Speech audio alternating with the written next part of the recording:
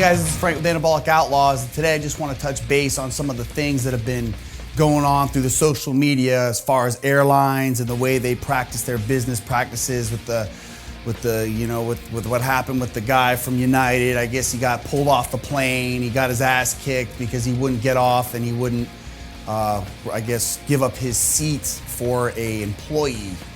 And this was all due to the fact that they overbooked the airline in order to, maximize their profits, because obviously with vacant seats, that's missing out on money, whatever the case may be. So they're overbooking their airlines, and this is causing an issue because now people don't want to give up their seats. Here's my take on that whole situation. I don't really think it's 100% fair for a business to overbook a plane in order just to maximize their profits, because unavoidably you're going to end up pissing people off, as we saw online.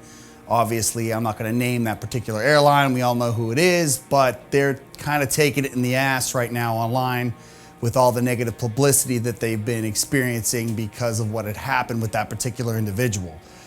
Another thing I'd like to touch base on as far as airlines is, there's another airline that I travel with. I don't want to name any names or anything like that, but you have to check in online, I guess it's a day before, or 12 hours or 24 hours before you're supposed to leave. They open it up to where you can check in online. And what's funny is I'll show up to the airport. I checked in online both times. I'm not gonna sit there and wait and be like, fuck, it's 5 o'clock, or let me stop what I'm doing so I can check in online. Checked in online, and every fucking time I do this, I get stuck in C seating, which is like the shittiest seating. But then I notice there's like 75, 65-year-old people, and they're all in A seating. And I'm thinking to myself, okay, these people know how to check in online. They sit there and they figure it out how to get the perfect seating online. They don't know how to work social media. They don't know how to work Instagram. They don't even know how to use a cell phone. But for some reason, they manage to get A seating every time they end up wanting to travel something on their airline.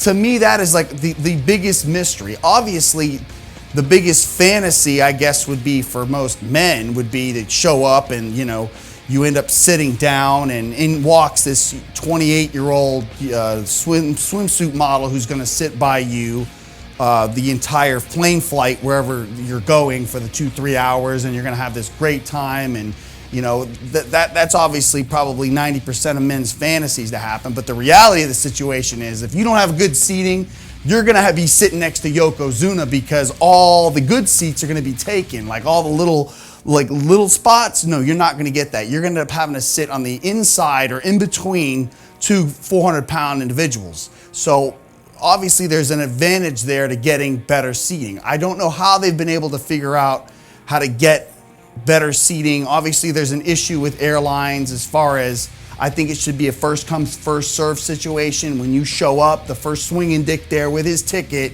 should be the one who gets the premium seating, not some asshole who signed up or who had their son or daughter hook them up with a early check-in. It should be the person who's there, present, and accounted for. As far as the guy that got his ass kicked, it's unfortunate. Again, I don't know how they can physically remove somebody from a plane that they've already paid. They've done everything that they were supposed to do as far as the chain of getting on the plane or whatever the case may be. So I don't really see how they could legally, physically pull him off that plane. Again, I guess that's something that they're going to have to deal with the backlash from that.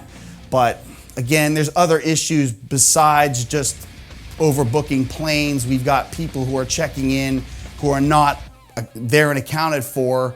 And it's obviously all these old people who are still writing checks at the grocery store and don't even have a bank card, but now they've figured out how to check in online and get premium seating for that. So obviously I just think there needs to be a first come, first serve situation that's fair, and then that way it'll avoid a lot of the negative publicity and backlash that we're seeing now on social media.